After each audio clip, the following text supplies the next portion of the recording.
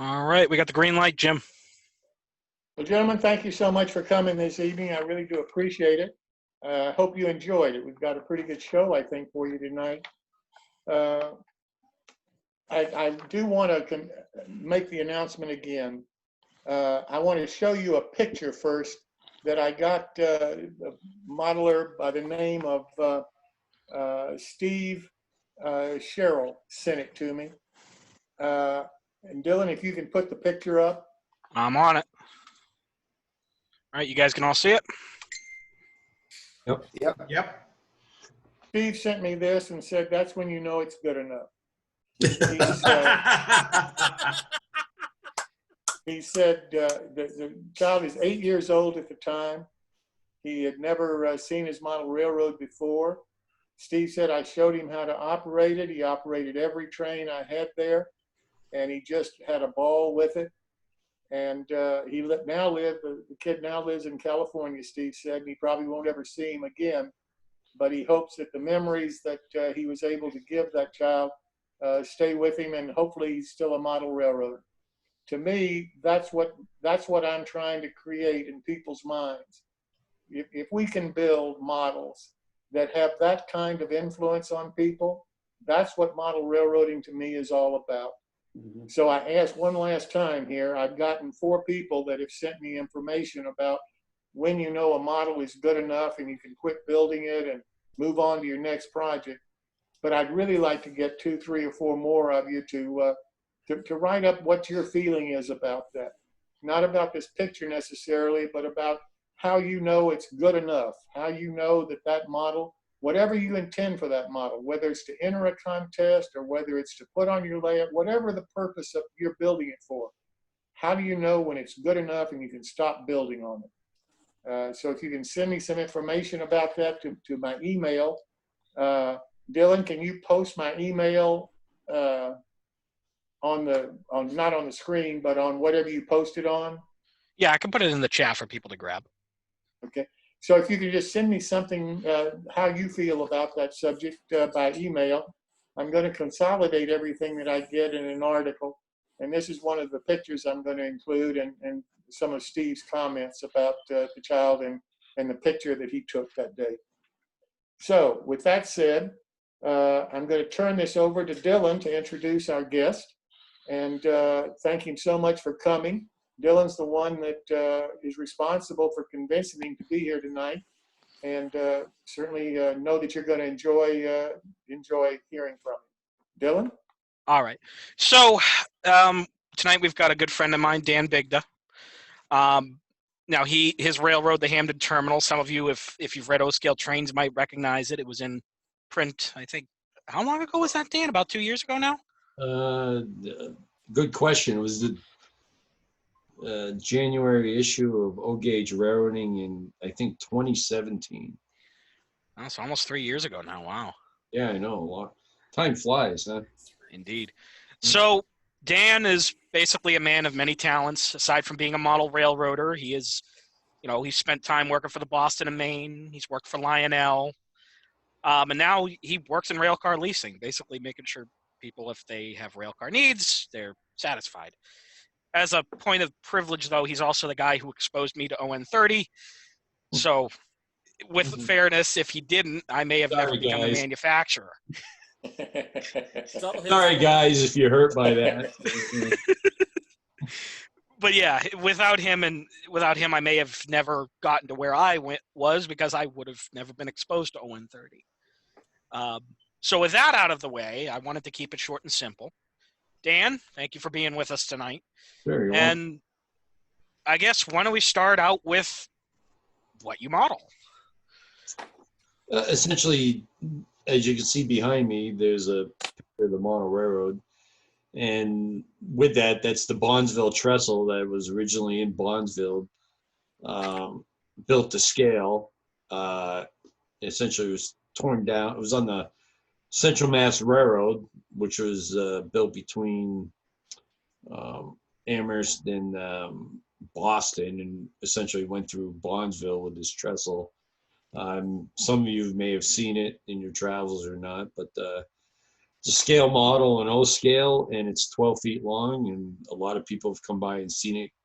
I get a lot of people saying, I've went across it, I've seen it, went under it, seen a train on it, all that stuff. Even as a kid, I've seen a train on it, running across. Of course, I didn't know what I was looking at when I was a kid. So anyways, the model railroad upstairs is based on scenes throughout New England, and I kind of have Boston, Maine, Conrail,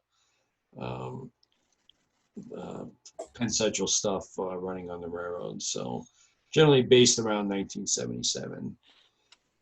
I'm trying to keep it around that era, so I don't collect too much stuff. Actually downsizing some of the newer cars and everything that I have that are newer and so forth, and kind of getting rid of those, or have gotten rid of newer locomotives and so forth, and found a path to stay around that era. So in O scale, it's been hard to find a lot of different buildings, or how do you do this or that. There's stuff around, so as Dylan has seen and helped with and so forth, there's either a lot of scratch building going on, or a lot of kit bashing of different things, or stealing of other parts from other scales to get certain effects or models or whatever that I want to create on the railroad. So the Hampden Railroad is the Hampden, potentially what would have been the Hampden Terminal. I mean, the Hampden Railroad, and I named it the Hampden Terminal. I did paint up one engine as the Hampden Terminal Railroad that runs around the layout itself, and have fun telling people the story of the Hampden Railroad that, as you all know, was built but never ran a train and so forth. So except I guess like a couple of inspection trains from what I've heard, or reading Phil Johnson's book and whatnot. So yeah, that's kind of the railroad. I don't know what else to say.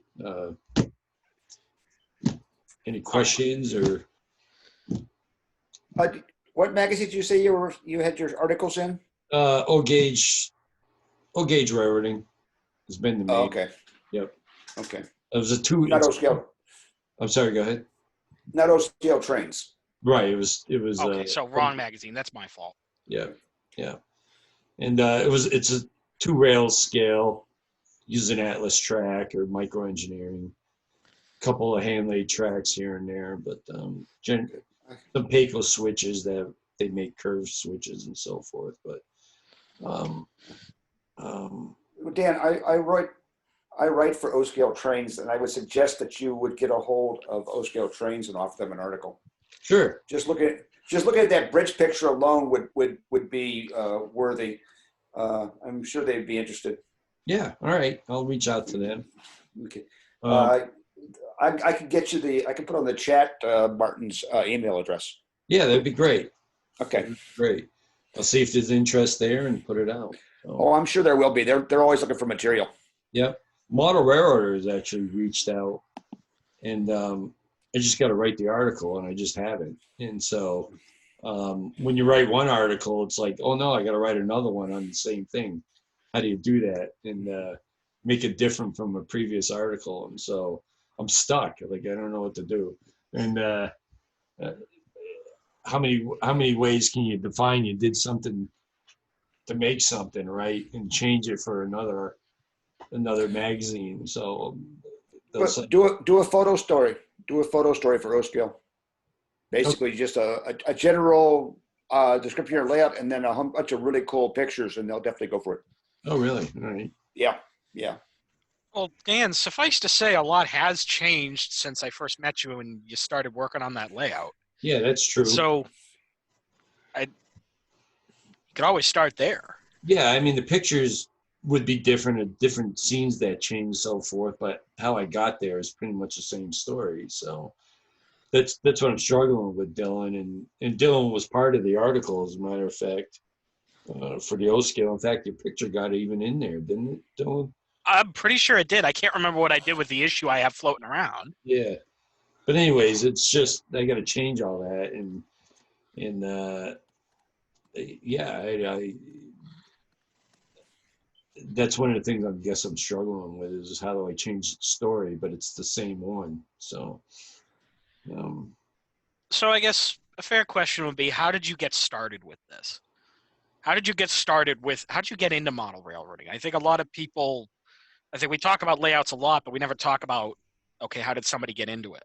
yeah, I was 13 and essentially my parents made me get a hobby. And instead of building static models of ships or planes, uh, trains, and took a ride over to, at the time where Tucker's Hobbies was in the hardware store, probably back around 1978 or 79.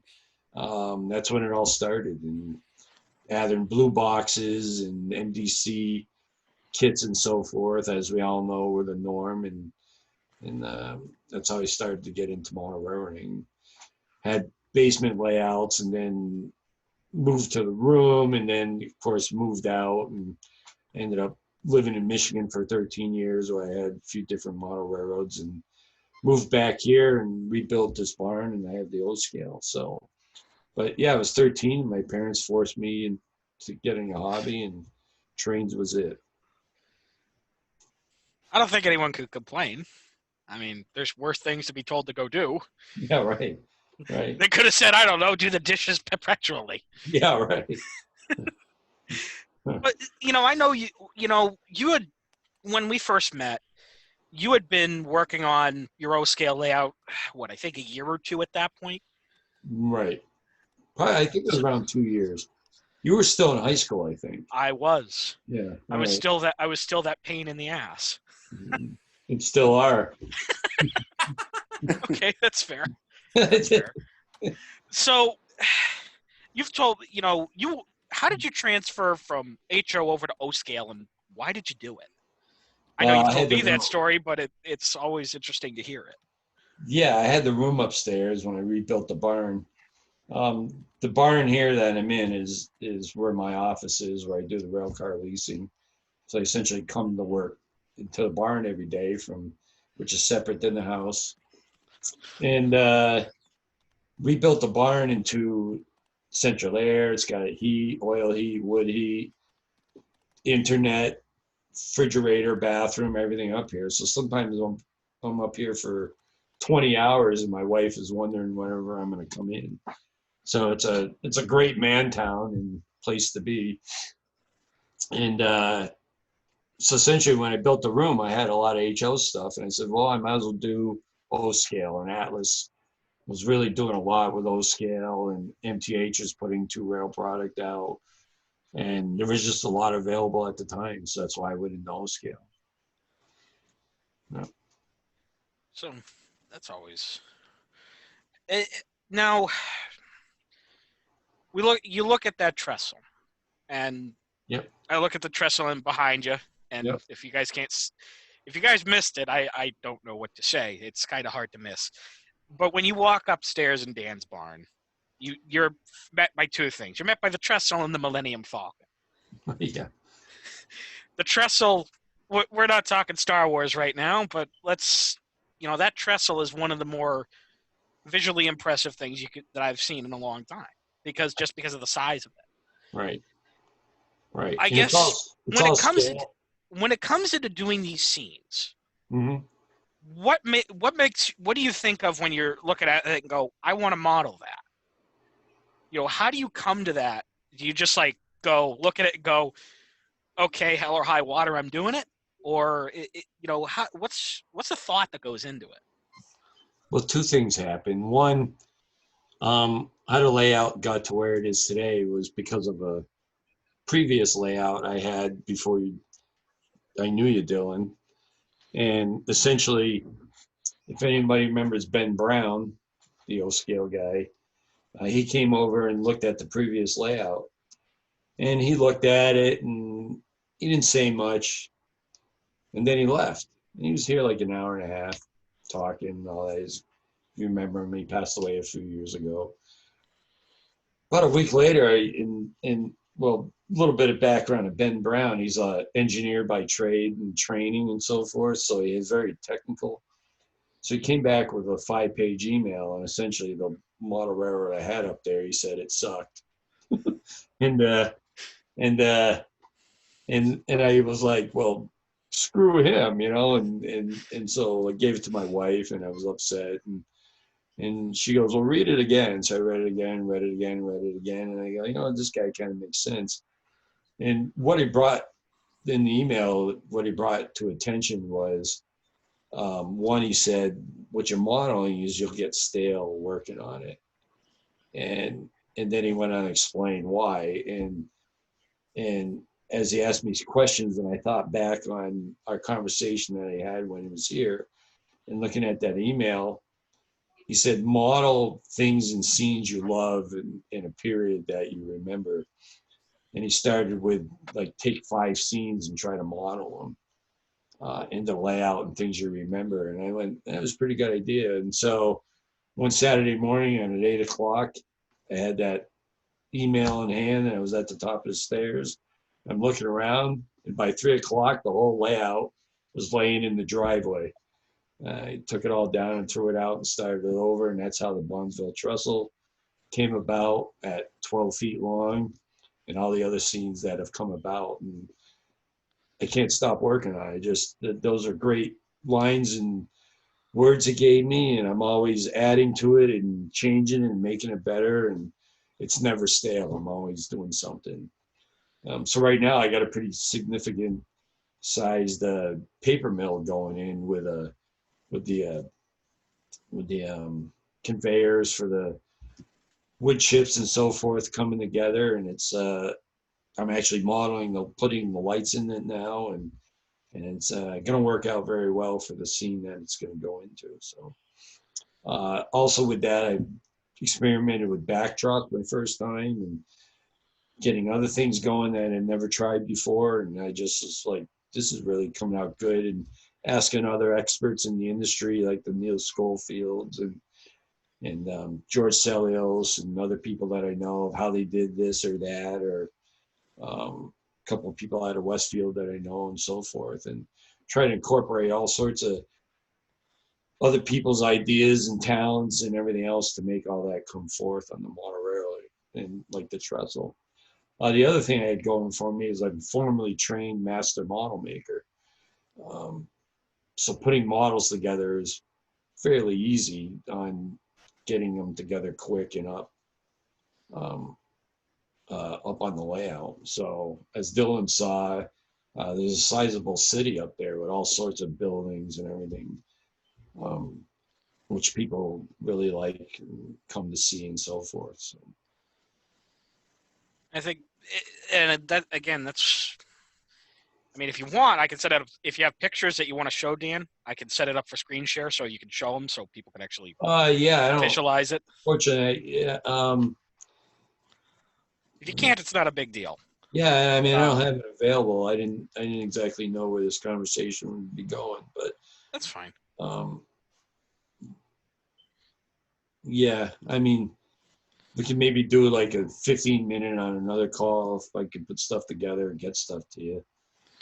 All right, not a big deal. All right. But when you got into you've done as long as I've known you, you've been an O scale guy. Right.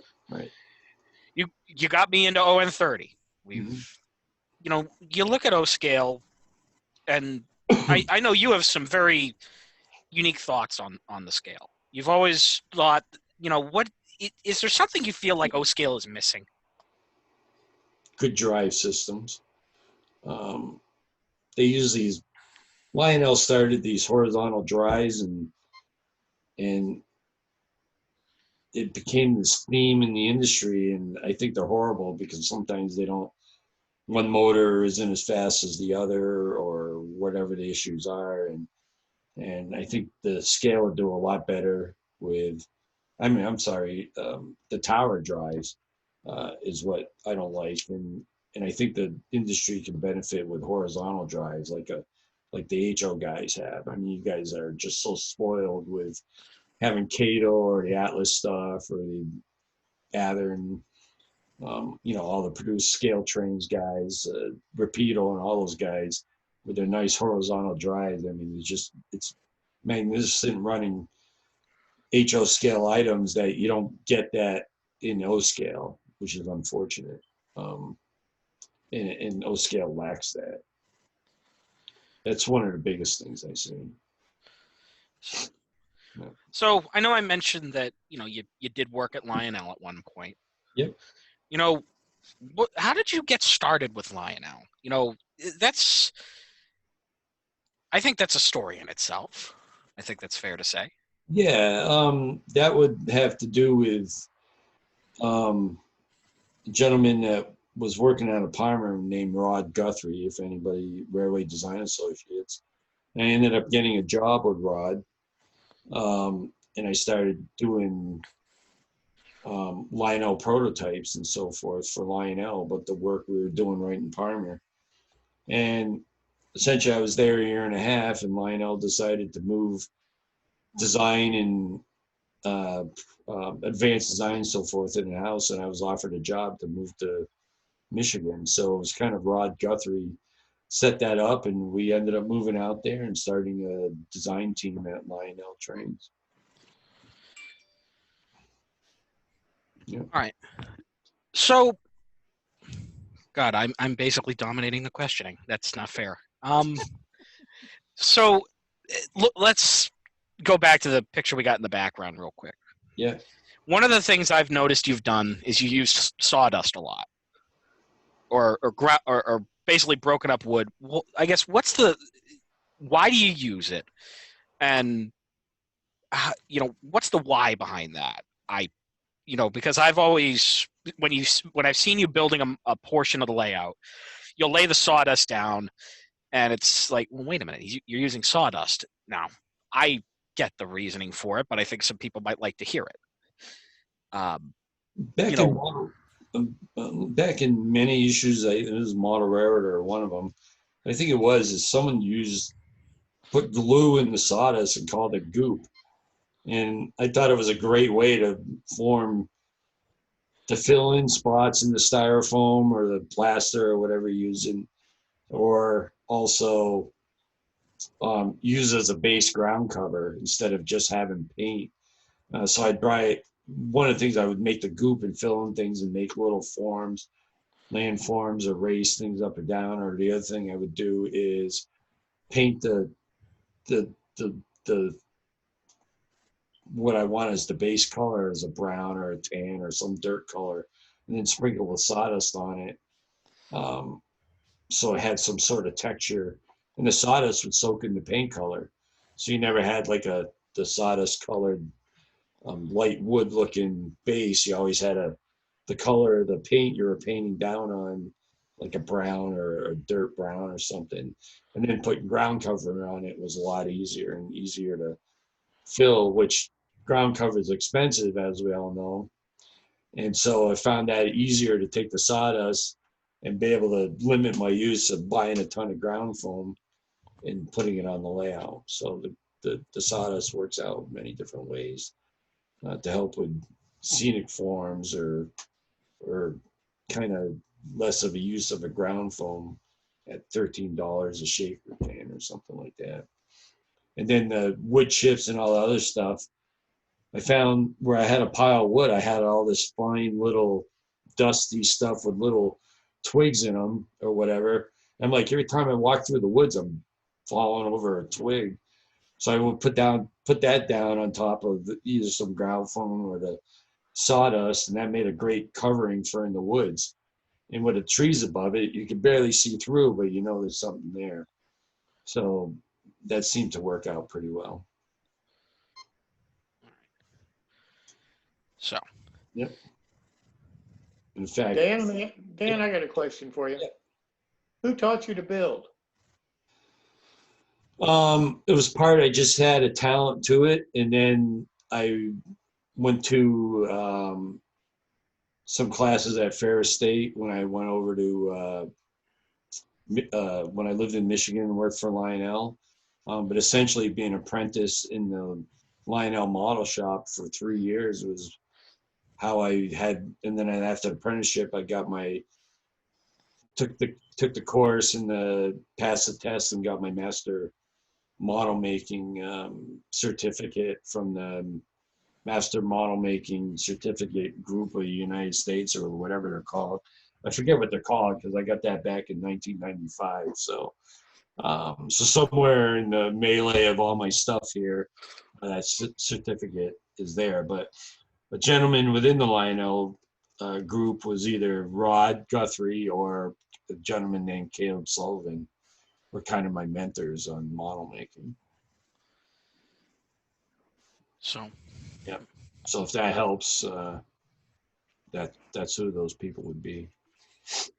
Dan, what kind of advice would you give to a modeler that's maybe having trouble building things? How would you suggest he gain proficiency? Well, one thing is I've been holding model making classes here every Saturday.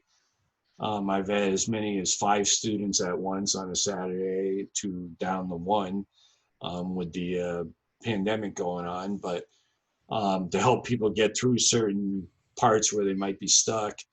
And then what helps me get unstuck where I'm stuck is I just go ahead and do it. And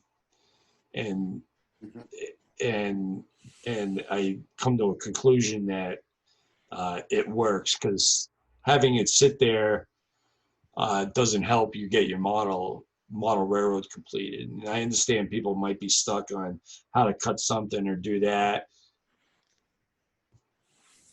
And I'd say I'm pretty proficient and good at model making and everything. I've been stuck, and I've gone on YouTube to go, how did they do this? And like the back trucks I didn't have no idea what I was doing, and went on YouTube and figured out how guys did things and did it my own and just went and did it. So a lot of things I've done is just trial and error too. Does this work or that work? What I find out with modelers though, and I understand this, and I'm not making fun of everybody, but they'll buy a $200 or $300 kit and they're afraid to cut something or make something. And I get it. It's a $300 kit. You don't want to make that mistake because you might wreck the kit. And what I find out is when you're going A to B to C to D, is people, if they make a mistake and they're stuck on F, they don't know what to do, or they don't know how to fix the problem. And what I've learned in my background is how to fix that efficiently, or what it does, what you got to do to fix something. But I feel with the classes I've had, the people I've had through here, probably 20 different people, is they're afraid to take those steps to figure out what's next or do something, and they don't know. And unfortunately today is model making and the things we do is actually a dying breed, I think. There's less people, model makers, who know that. And so some of the new kids that have come through don't know what to do, or they're afraid to do something until you tell them, like, don't be afraid to do that. Just do this and this and this. And there's no one teaching that. So that's why I think a lot of people get stuck also. So basically, at one point or another, you just need to say, you know what, to hell with it. I got to try it. Yeah. If you don't try it, you don't learn it. Yeah, and you're right, but people still don't want to make that mistake to wreck the kit. And I get it. I mean, spending $300 on a kit is a lot of money, and then to think you're going to wreck it and it's going to end up in the box and never used, that's disappointing. And that's quite a bit of money people put out there for some of these craftsman kits that people are afraid to, or sit on a shelf and so forth. So when I first started, it's scary. Building a model or painting it, or you're afraid to paint it wrong. Or what I've learned is how to fix the mistakes. That's what's gotten me from A to B to C to D. Because even now I make mistakes. I'm like, oh crap, too much glue, or it doesn't fit right, or it's the old saying, I cut it 3 times and it's still too short. That type of thing, or whatever. And And fortunately, I understand how I have to fix those things. The other thing is also having the right tools. Not a lot of people understand how to even use an X-Acto knife the right way, or how to cut or make your hand shift and make it work right. And watching some of these people try to scribe styrene or something, and they're going off the ruler, and they don't know how to keep the edge of the knife against the ruler, and why did they go off a certain way and everything. I mean, it's just simple. I say simple because I've been doing it forever, but they're with the students that I've had come through, and you show them these things, then now I see them, they're not afraid to cut the styrene when they're cutting something. So they're not afraid to cut the wrong way or whatever, or sand or do something like that, or paint. I see a lot of people are afraid to paint, just because they might put the paint on too thick or too thin, or what do you do for that? So, again, it goes back to, I think we're losing a lot of basic stuff that today that a lot of people knew younger is how you build models. I don't see kids building models today. You know, Dan, Yes. my own personal modeling experience is that a lot of times the mistakes turn out to be learning adventures, and actually sometimes come out to be better than if I hadn't made the mistake. Oh, of course, I agree. Yeah. Yep. So it comes down to really take a shot, go for it. And people aren't confident. I mean, Yeah. and that's the thing, because they're afraid to make that mistake. Yeah. Or the other thing I see is I want to make it look like what's on the box or what I want to see on the internet. And they start building it and it's not coming out like that, and they get frustrated. And that's a lot of the problems too, is not only the people trying to follow the directions of a kit. In a lot of these Craftsman kits, the directions are not that good. We've all run into that, and you're going, well, what do I do next? You know, and people haven't built the Craftsman kit don't know what to do, so they get stuck. That's a detriment in the hobby. The other thing too is don't start with a Craftsman kit like that. You know, work your way up to it. And I'll say the same thing, but they also they have made. Let me state that they may have gone to like the lifelike snap together, or some of these Walthers kits with the glue. You know, and those are fairly easy. Yeah. But there's no intermediate between the two either. You either got the 4 walls you glue together with some MEK or whatever, and then all of a sudden you got Craftsman kit. Well, there's nothing in between. That's a good point. Right? That's a very good point. Yeah.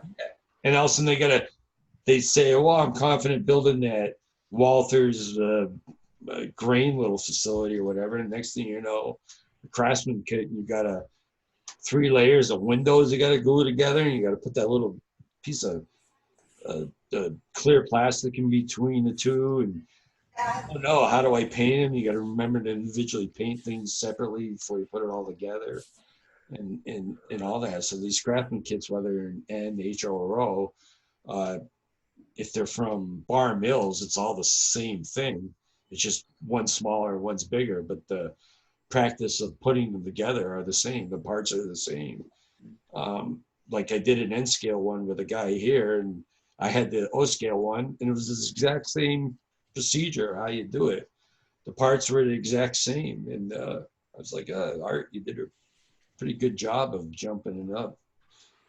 Art Faye. So, so people, again, you're spending all this money, and they're afraid that the confidence isn't there to get it to the end result. And all I ever hear is my classes, I want it to look like the picture.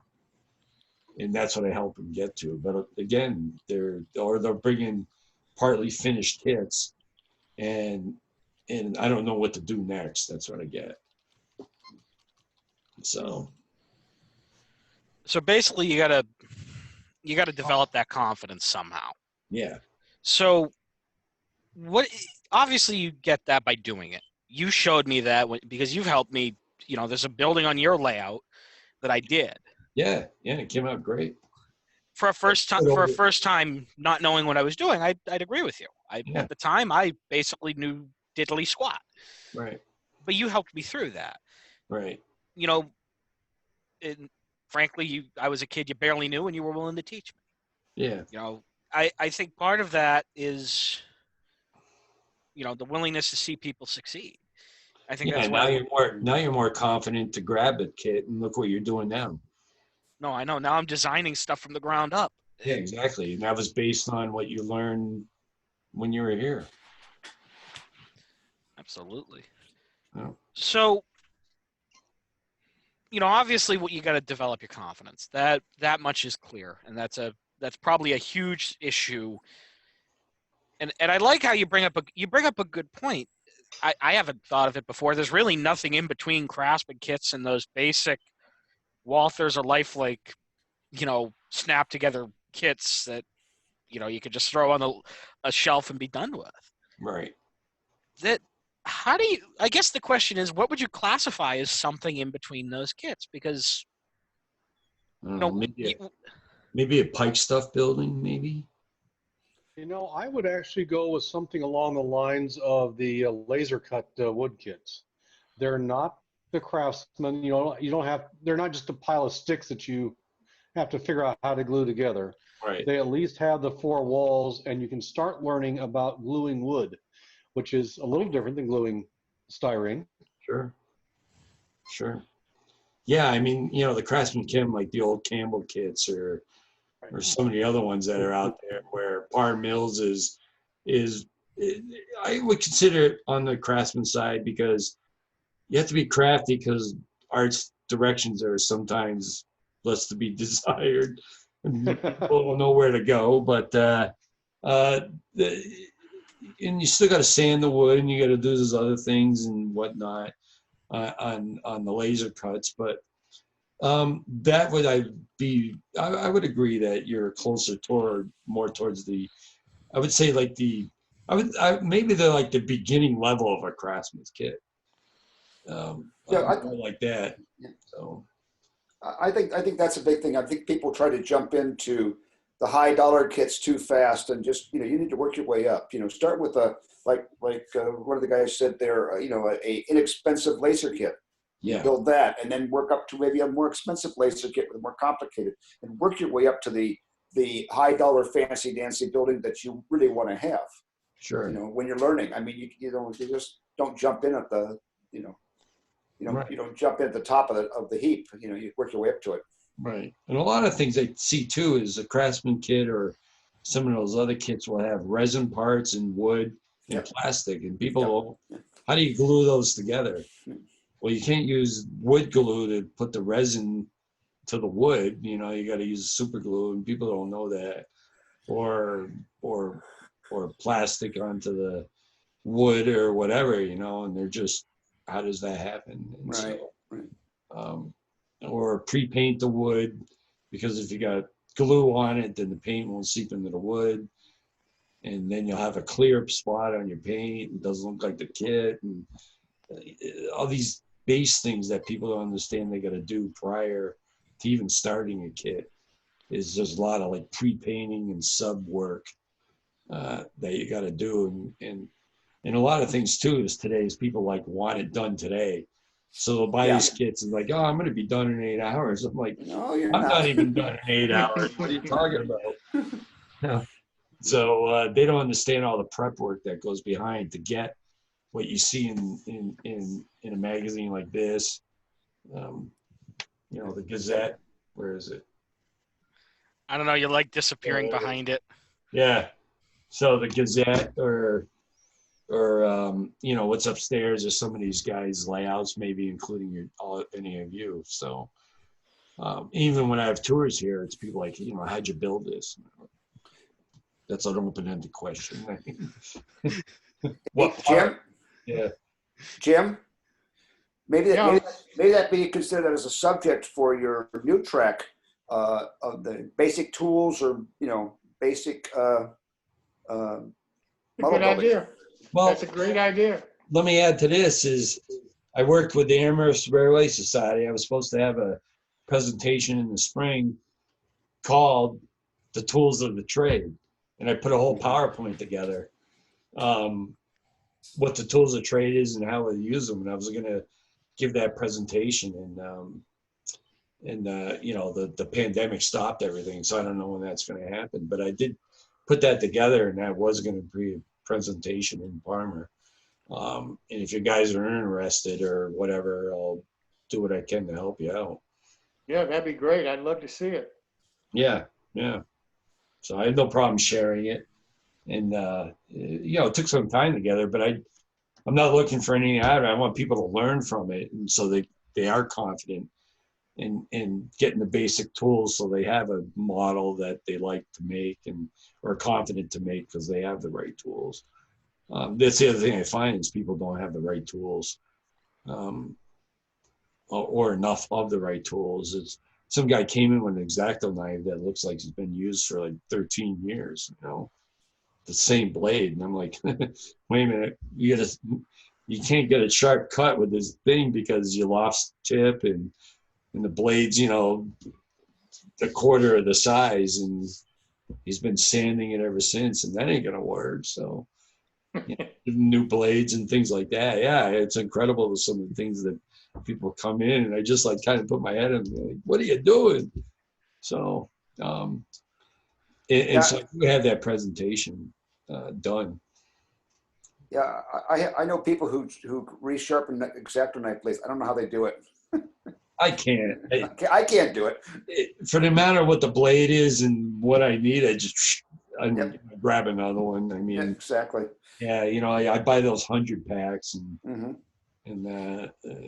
and you know, for $30 or whatever they are, it's not worth the time for me to sharpen a knife. Blades are cheap. Yeah, I know. well, here's the thing: is you got a $300 Craftsman kit, and you're sharpening an X-Acto blade knife to work on it. Yeah, Really? It cost you like 50 cents maximum. Yeah, exactly. Spending 10 minutes fixing 50-cent blade, you know? Like, oh my God. And so yeah, it's just, and like even the X-Acto knife itself, it's the ones that they tighten on the bottom or tighten on the top. Well, the ones on the bottom always come loose when you're working them. Mm-hmm. So you use the other one on the top, and people don't even know those exist, and it never tightens. I'm like, well, this is the type of knife you need. Oh, really? And you know, they get on with that and whatever, or they got that bigger X-Acto knife, and it's too big for their hands to hold. And so yeah, and they just don't know. I mean, I'm not sitting here making fun of people. I just like, here's what you need to do, you know. And I've run into it many occasions of, you know, I said, bring your tools and let's see what you got, and then we can help you from there and move forward. So yeah, and I got probably 7 basic tools that I've used my whole life that are generally the cusp of how I get a model from A to Z. And then anything else is extra, but generally it's a good knife, a good sanding block with sanding paper, and a good ruler, straight edges, and built, you know, corner blocks and stuff to help the kit so it's 90 degrees all the time when you're making it, and so forth. So, And a wire brush for weathering wood. yeah, exactly. You know, or taking the One of those. X-Acto and chipping the clapboard to make it look old. And all those little tricks that you tell them. And what I also understand is people got to learn to feel with your hands, because they're like another set of eyes. And watching people, when we're talking about like chipping the clapboard and sticking the knife and pulling it up, they don't understand the wood is soft and the knife goes through, or things like that, or they're working on the styrene, they, you know, were ripping in too deep into it or whatever. And so you also have to feel the material and know what you're working with, so you don't mess it up or damage, and make it so essentially you have what looks like what they want to see, what's on the box. And so yeah, the tools of the trade are definitely something in a magazine that people should write about more, and I don't see it. Yeah, That's a great idea. That's a great idea. I'd Yeah. love to see your PowerPoint though, Dan, I really would. Yeah, sure. We try to arrange a time when you can come back and talk about that with us, because I think that would be fantastic. Yeah, it's no problem, you know. Bill will throw some dates at me and he'll let you guys know if you're interested in seeing this and going through certain things and I what's think out. that's wonderful. I think that's wonderful. Yeah, If you're willing to do that, I'll be happy. Because there's probably wisdom there that I could gain from too. and I'm still learning. I mean, I consider myself an expert, but I'm also like, I'll see something someone did and I'm like, how the hell did he do that? You know, and I'll finally either get a hold of them or find them or sit here and figure it out itself, because if you're not always evolving, then you also get stale. Or what a new tool is, you know, I may get that micro mark tool catalog every month and I'd freak out because like, oh my God, look at this. And I need this and I need that. And I always revert back to those 7 same tools. And I have everything and those are the tools. So, and everybody's going to be different. And what I'm saying works for me. Not saying what may not work for the next guy, but maybe part of it does. You know, it's like advice. Use what works for you. And that's what I always try to teach people. All right. What's your So- favorite material to work with, Dan? I like styrene the best. I find it the most easiest workable. I do like wood, and I'll use wood where it's needed or in the kit. But if I can revert something to styrene, I'll always jump to that. It just seems easy to work with and easy to repair to me. I think it's easier than wood. Right. Repair and do that if I do make a mistake, and I do make mistakes. And, and they do happen. Sometimes I figure it out after I glued everything together, which is the worst, but whoops. And the good thing, like I said, is and I'm not being arrogant, and I'll take it over to the table saw and I'll cut it in half, and it's not that kid anymore, but it's close, you know, and figure it out. So, but I admit I made mistakes. I made some pretty big ones and went whoops, and the kit goes on the shelf and I start new. Interesting story. What made me like that is that Lionel, and I was making a part for engineering, and I was 3 weeks into it, and I accidentally backed the end mill into it and just destroyed it.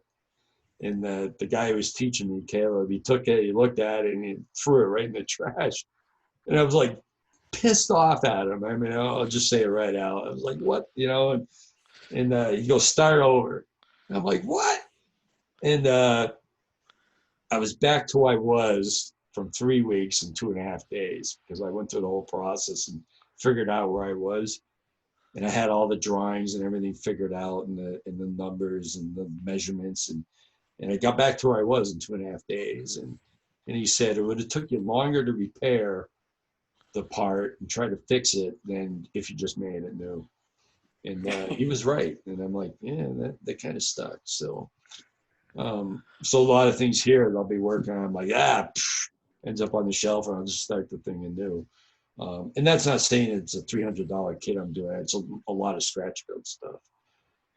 Don't tell me that trestle went through a couple of renditions of me going, that doesn't, you know, work right, and ended up with what you see there. So. Dan, since you brought the trestle up, is it mostly styrene or brass, or what is it? It's whatever I find that worked. Right.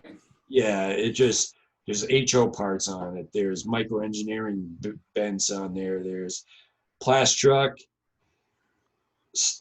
Evergreen, parts for A the lot of model. styrene. What's that?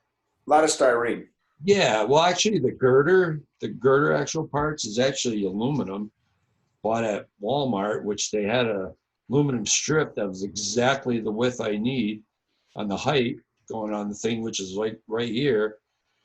And I just put the ribs on it and painted it black, and it was perfect. And so it's a hunk of aluminum that runs the whole length of where all the girders are. So, yeah, and then I don't have to worry about it, the styrene holding up a O-scale train. It's aluminum in there, and it worked out great. So, and I stole parts from Atlas Bridges, and I forget what else is in there. I don't know, it's probably 10 different manufacturers' product in there somewhere. So yeah, it's whatever. I'll use whatever medium for whatever it is to make it work. Yeah. Cool. Yeah. Yeah. So Hey, you were talking about the projects that get put on the shelf. That's why we all have a whole bunch of half builds around. yeah, I'll admit they're there. What I found out too, I do and got disciplined is I do one project and finish it, and then I get to the next one. Because I always want to like get halfway through, I'm like excited about the next project that I want to leave what I'm doing now, but then I don't have a finished layout. So I had disciplined myself to get one thing done, then I do the next, then I do the next, and I got too much ADD for that. I honestly, God, I do too, but they also took it out of me on Lionel because I was getting paid to get projects done and had to get them done, right? So Right. that kind of came into this and my model making or anything I kind of do is I kind of finish it and then go on to the next. So. Yeah, like you, I had a period where I did a lot of custom model building, and the same thing. You had deadlines you had to finish things by. Yep. You know, if somebody hired you to build a model for them, they want it finished. They can't wait, years for you to get around to it. Yeah, right. Oh, how many times I send something out and you get it back undone because it's 3 years later. Yeah. Or a brass engine to get painted and weathered, and all right, just send it. Get it over with. But yeah. Here's another thing I'll admit. One day I'm trying to pull the airbrushes out. I'm trying to light weather B&M Blue RS3.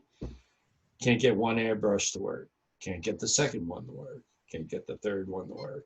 Can't get the fourth one to work. I was so pissed off. I threw them all out in the woods, right?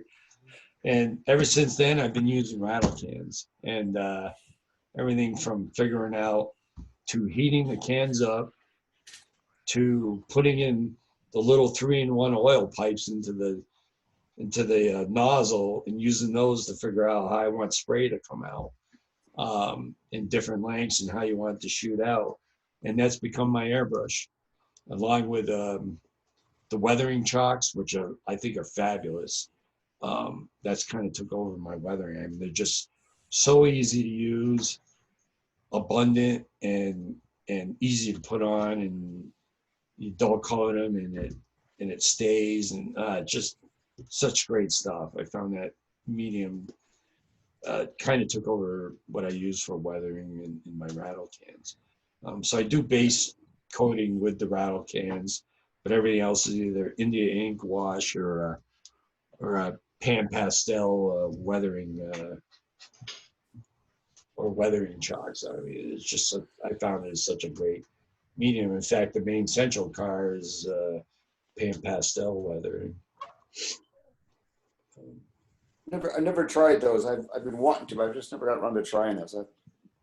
I've got tried and true methods that I've used for years, but I feel they're really nice. Yeah, I agree with you. I had those tried and true methods of the airbrush, and they ended up in the woods, like I said. And in fact, I still got a compressor there if anybody wants them. But and that was like 3 or 4 years ago, and I've never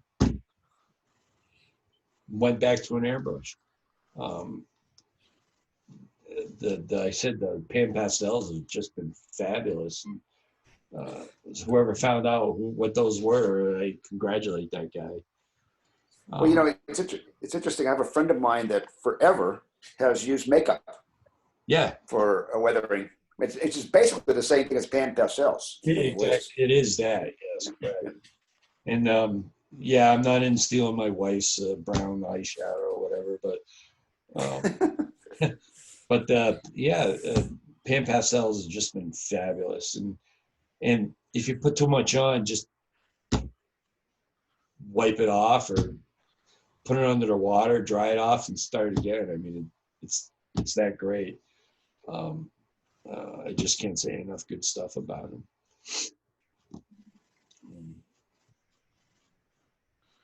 They're really good. A few times I've done weathering, that's what I've used.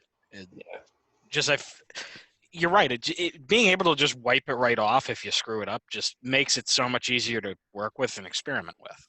Yeah, and even the classes I've taught here, people have done that. I'm like, just do this. It comes right off. Oils are good for that too. Yep, exactly. You screw it up, you just take the fitter and take it right back off again. Yeah. Or the chalks, the oils, the pan pastels, all the same. You can't do that with a wash in the ink. Gets in there, you ain't getting that. You're not getting that ink out of the crevice. Right. And I've tried. It's just, how many times I put clean alcohol on it and then the paint starts coming off and then you're kind of screwed. So, where it just got too heavy. I'm like, whoops. Oh, well, whatever. So you gotta learn somehow. Right.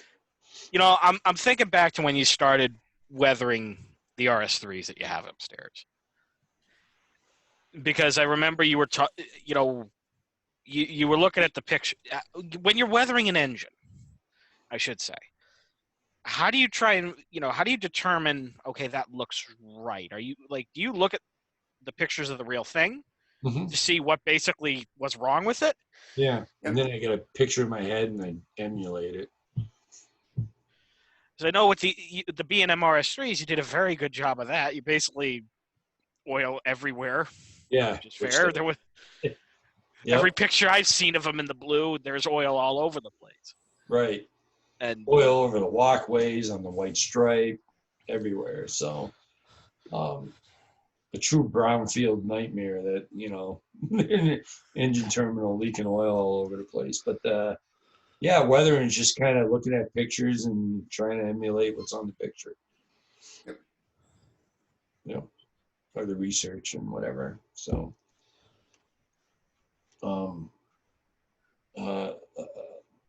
I guess everything in modeling you're doing has some sort of art to it. Whether you're wiring something or weathering something or putting in a tree, there's some sort of art to it that goes into getting it to that point. And I guess we're all expertise on one of the things we love. I'm not a wiring guy, so I don't really do much of it, but my thing I love to do is make structures and having been in magazines or presentations or tours and many NMRA tours through here and what tour de churches and whatever else has been through is people just love the structures that are up there. And I think it's safe to say it's hard not to love what you build. Yeah. You're good at what you do. Yeah. Thank you. I mean, don't get me wrong, I've said that to you a lot, but you mentioned the paper mill. You're doing lighting in that? Yeah, as you know, and this will be my first really lit up building. So along with the backdrop behind everything else, there's a lot of firsts coming together here. So as I'm wiring this, I'm looking at, is that right? Is that right? And what I'm finding out is like when you're building a structure, you're building that is the minute detail you're worried about, everybody else isn't going to see. It's just part of the bigger picture. And I have to remember that when I'm doing something because I may get stuck on a small detail and in the whole big scheme of the scene, it's just there to help add to but no one really notices it. As you know, Dylan, it's like the farm scene with the dog taking a leak on the stone wall. And I'm like, is that right there? Is it good there? And and it just adds to the scene, and people going, oh my God, there's a dog going to the bathroom there. And it just adds. So these little things, whether you worry about them or not, or if it's right or this or that, the general public just doesn't notice the little nitpicky things that you're worried about, which I found interesting, that people are viewing it as a scene, not as a single detail.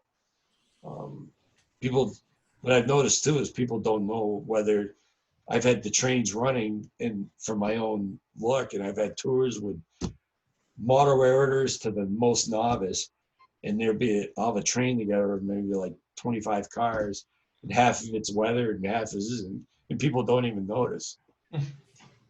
and so it's because of the whole big scene is there. And so when the train's going across with unweathered cars, with this whole trestle scene and the mountain behind it and everything else, people don't notice. Also, because they're looking at everything else. So, so in a model railroad, and that train goes by a bit too quick to notice. Yeah, or it's going by, and it's just part of the scene. So they get caught up if I got an air hose that's wrong hanging on the car, they don't notice it, and it just becomes part of the scene. And that's what I've noticed is with the layout is all of it collectively is the scene, not the one detail you worry about. So when I'm building a building and gets screwed up or too much super glue came out one side or something, and you put a pipe in front of it to hide it or whatever, people don't even know. They just think you did it right, and that's what it's supposed to be. So I've come to those realizations by having a model railroad is people see it as the big scene, not a detail you may worry about or may miss. And it's unfortunate because we want to model a freight car the right way. So you put it on the layout and then people don't even notice you may have scratch built it. Yeah. Right? Yep. And so, Yeah. and so you sit back, go, I did all that work, and all I know about it. And I've noticed that. I'm like, oh my God, I put 1,000 hours into that paper mill.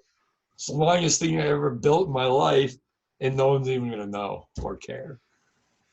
And that's all right, as long as they're happy with what they see in front of them, then I'm happy. Hey, Dan, getting back to your lighting of the paper mill, what kind of lighting are you using?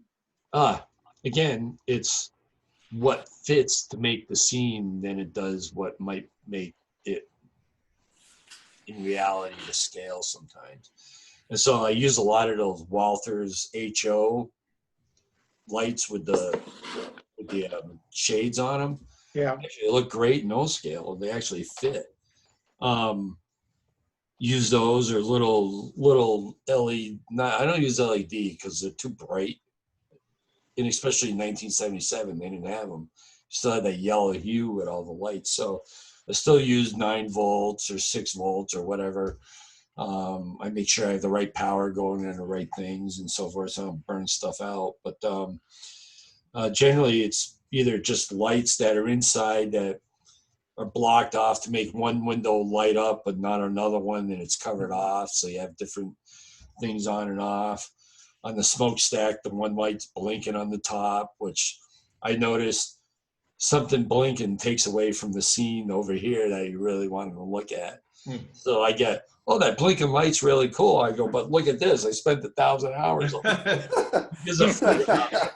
I get afraid about the blinking light, but I get a lot of that. And it's like, oh my God, you worried about the blinking light, but yeah, I did all this. So, or look at that weathered freight car that went by.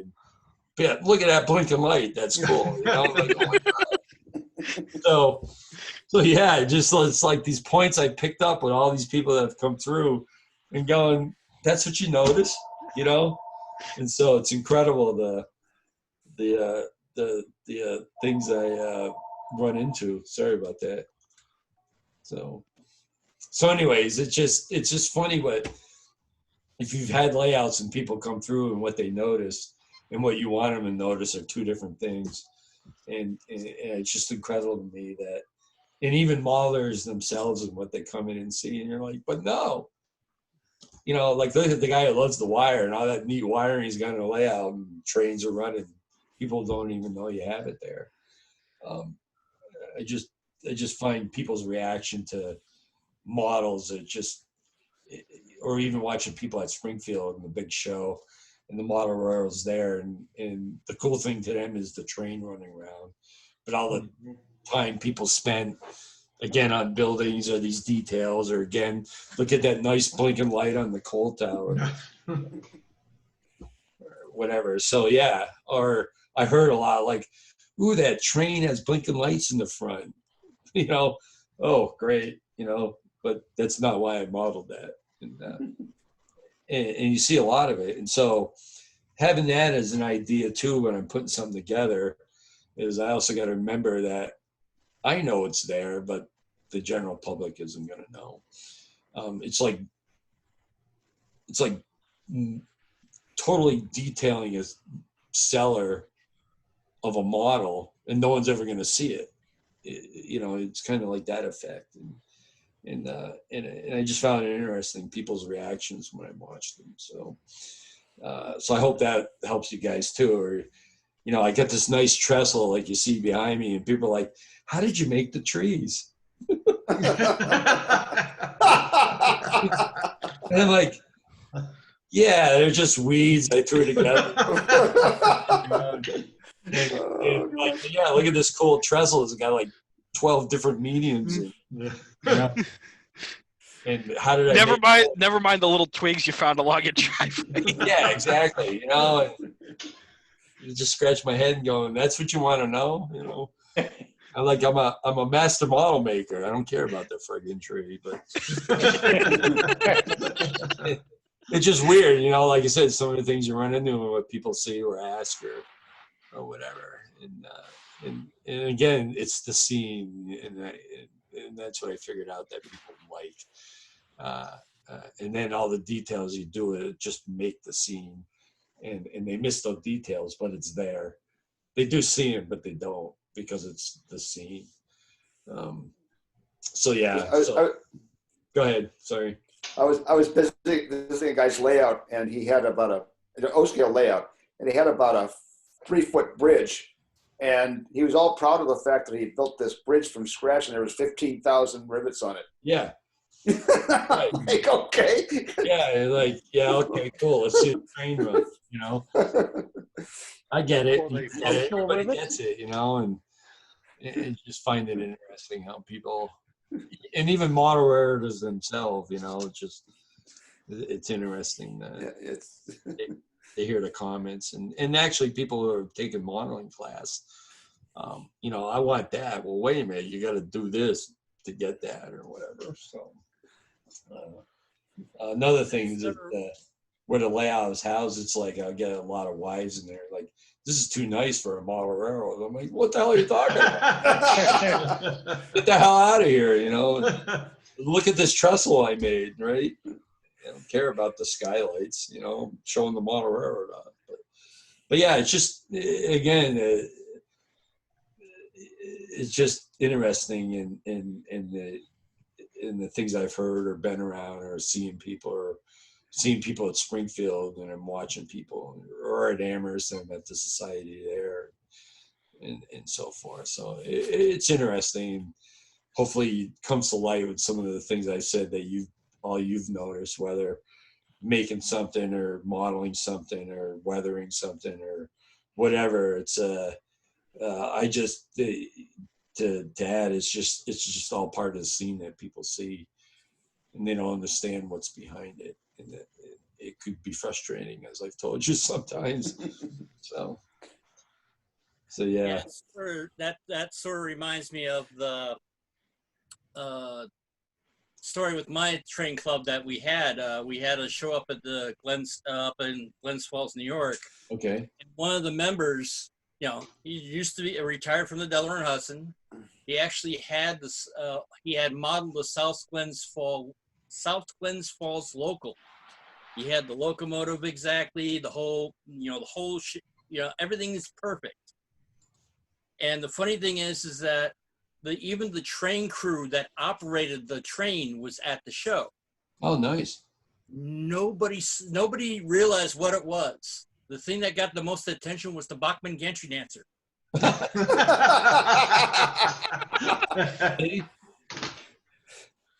Yep.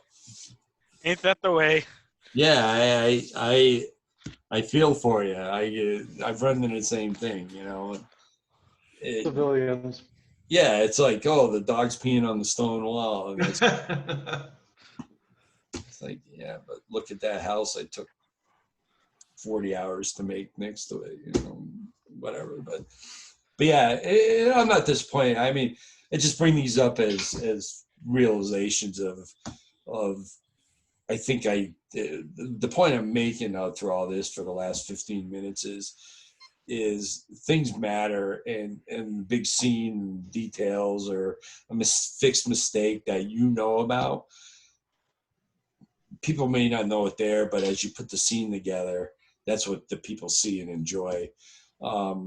Whether you put the 100 hours into that weathered boxcar and scratch build the mill and all these other things, when you're showing off a layout, it's just what the gentleman just said is they love the Gandhi dancer Bachman thing, you know, and again, it made the whole scene, and that's what they noticed. But what I like too is people walk away and they're talking about it. So if you walked away with they're talking about the Gandhi dancer on that whole scene that was prototypically correct, I look at it as they saw it and they viewed it. They may not know what it was, but they saw it and they saw the detail and the things. And the thing that stood out was the Gandhi dancer item. But Seriously, if they went away happy, you succeeded with them. Yeah, if exactly. you really care about that 1,000 hours you put into those 15 million rivets, then take it to an NMRA contest and have it judged there against others that are also looking for that level. And you're right. Yep. You're right. I agree. Right. I agree. I'm happy to see kids go through. I'm happy to see adults go through and smile. Yeah, I'm happy for that, you know. And so the effort you put in, like you said, to that little detail or the 1,000 hours of this or that, is when they see the scene, they walk away and they're happy. And they walk away. I saw the Gandhi dancer and all that. I'm happy with that, and people come back and they see that it's changed from one time to another, and they want to see the new change or what's new or what it isn't. Because our model railroads will get stale with them. So I think you got to keep changing or refreshing yourself to do things in different scenes or something, or adding or subtracting or whatever it is. But what I found out too in like museums, or we had a Lionel, the visitor center, it never changed in the 7 years I was there. So people would come back, they don't come back anymore because they see the same thing. You know, I don't know if anybody's been to George Salios's model railroad, but he's constantly changing stuff. Yeah, I've been there twice. Yeah, and it makes me go back and say, what else did you do, George? Or what's this? Or what's his name in North Adams? He's got the great B&M HO scale layout. Don. No, not Don. But he's always changing things or adding things or doing this and that. It makes you want to go back. And he's such a great modeler. It makes me like, all right, what'd you do now? You know, you got to get over here. I'm like, oh man, tell me. Is it Mike Hammer? Is it Hammer? Who's that? Is it Hammer? Is the last name Hammer? No. Not him either? Because there's a couple guys I know that do the B&M. Yeah, he's in North Adams, and he's been in model railroader a few times. Oh, Dick Elwood. Yeah, correct. That's Dick. it. That's it. That's Yep. the one. Yeah, Dick, yeah, he's always he added a new paper mill, and he's got some more things going on, I guess. Got to get back there and see it because he won't tell me what he did. This is way to get you to come out and see him.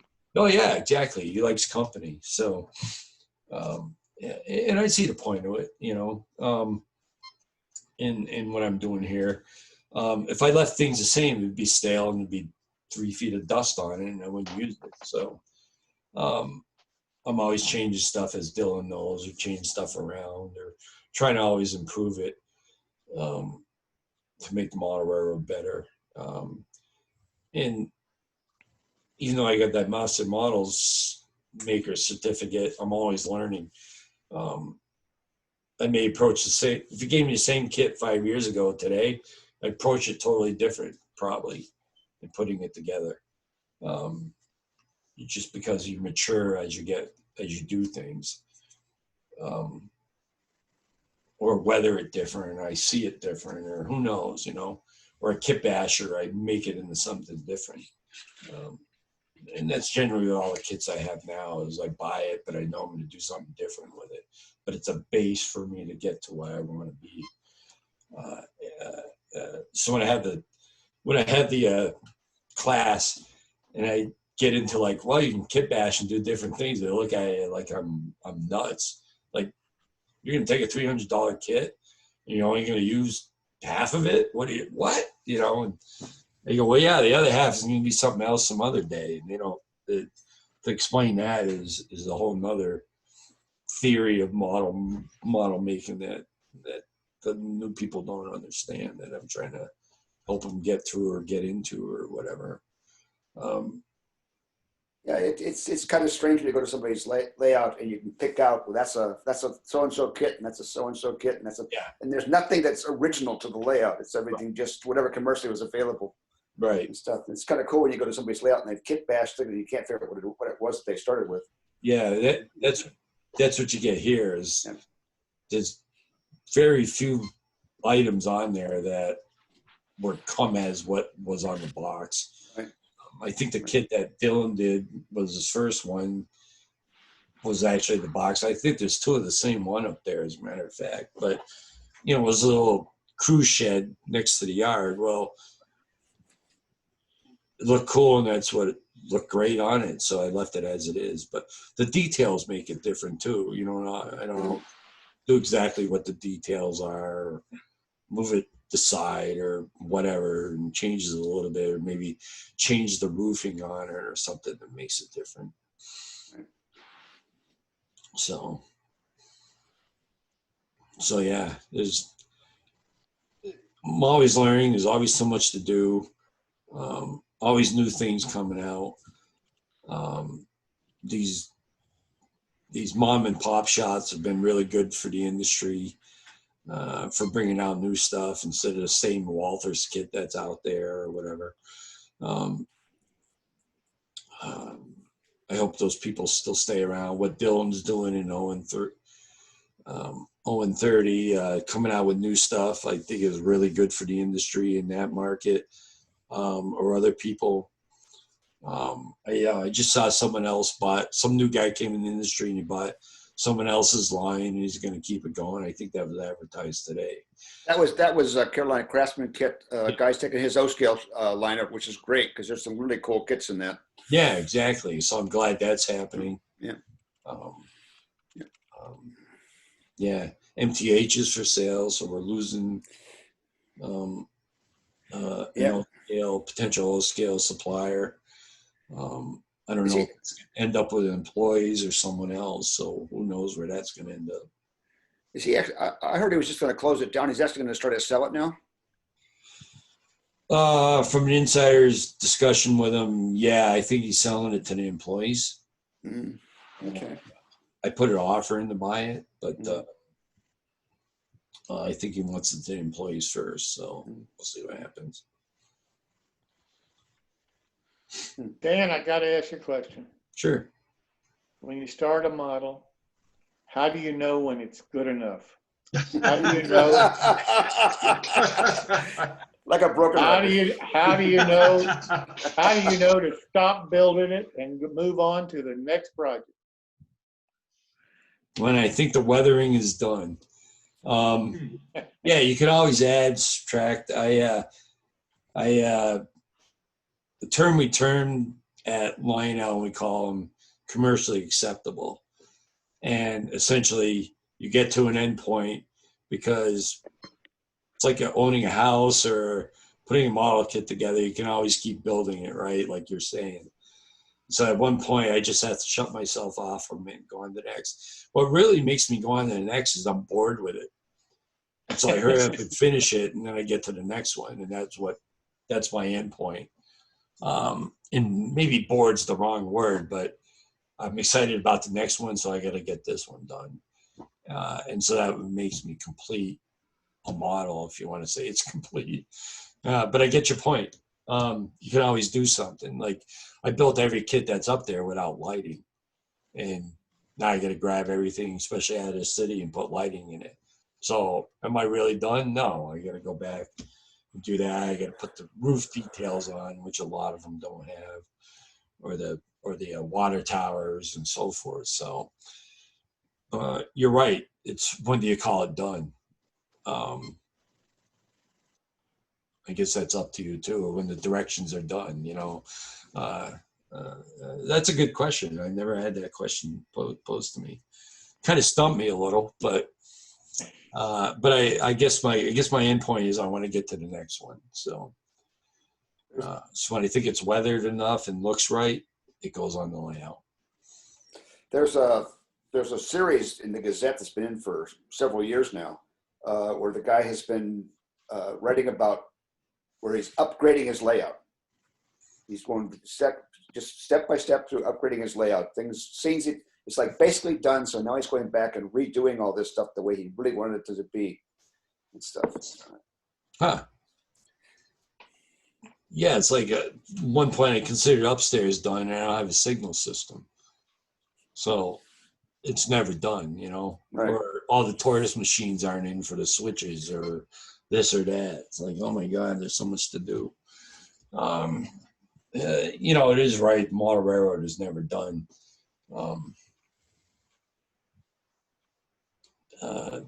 Yes, it's kind of a stumping question. Thanks. Now I'm going to wait late all night going, how the hell am I going to figure out that question?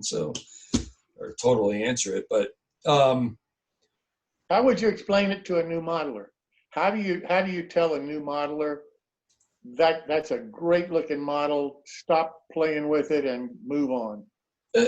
When we're done with directions, everything's together. It's painted, weathered. The chimney's on, or the smokestack, or the whatever. Pretty much when we're at the weathered spot, and they like the weathering. So that's when we're done. And then they can put it on their layout and they're satisfied. I've had a couple people, we got to the point, then they come back and they say, well, I want to do something on this. I'm like, all right, then we do whatever it is. Cut off the extra piece that was on it because it didn't work, or reconfiguring something. So I've had two people do that and reconfigure a kit that we did put together. So yeah, I guess considering done is also to what point you want to be at. I've had people in here where they don't want to have it weathered, and eventually we'll get to it. So that's once it's done and glued together, and then they're done. So okay, well, that's what you want, then that's what I'll teach you. So but great questions. Now, is it possible to have weathering that's removable? I would say the only good one would be the chalks or the oils or the pan pastels where you can wash it off. But I weather and then I put the dull coat, and then you're done. You're not ever getting it off unless you repaint the whole thing. So, or on a wood kit, the powder doesn't come out of the wood, so you're kind of stuck. That's hard to take off and pull out. So I found, like on clapboard with weathering chalks, that if someone did over weather, we take masking tape and we form it into it and we pull it, and that pulls out a lot of the weathering. That's the best I found how to get weathering out of a wood kit, was using masking tape and pulling the pan pastel or the weathering chalk off it with the masking tape. Yeah, the reason why I was asking is because that might be one way to add variety to something. It's like you have it weathered one time, and then a year or two ago you re-weather it something else and all that, and then maybe that sort of refreshing it up that way. Yeah, good possibility. I've never done it, but I could see if someone's looking to fresh stuff up or whatever. I guess the only way I would look at doing something like that is when I dust it off. Our layouts get dusty, but I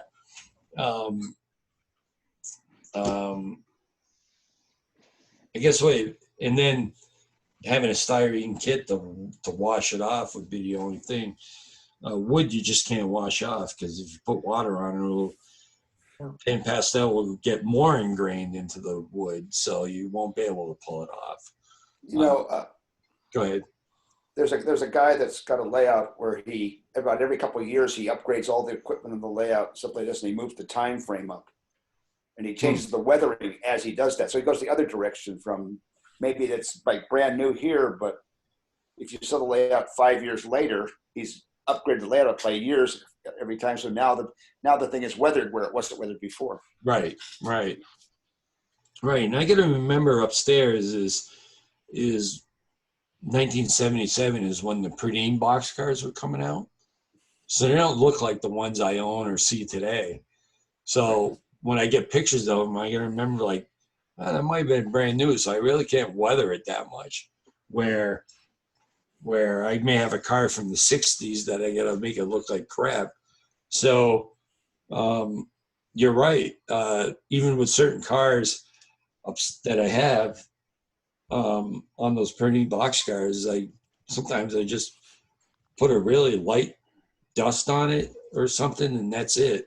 And it looks fairly new because it is brand new back then, or a new tank car. So I also have to sit there and go, I can't weather everything like I want to, or what you would see that it's 10 years old, like you're saying.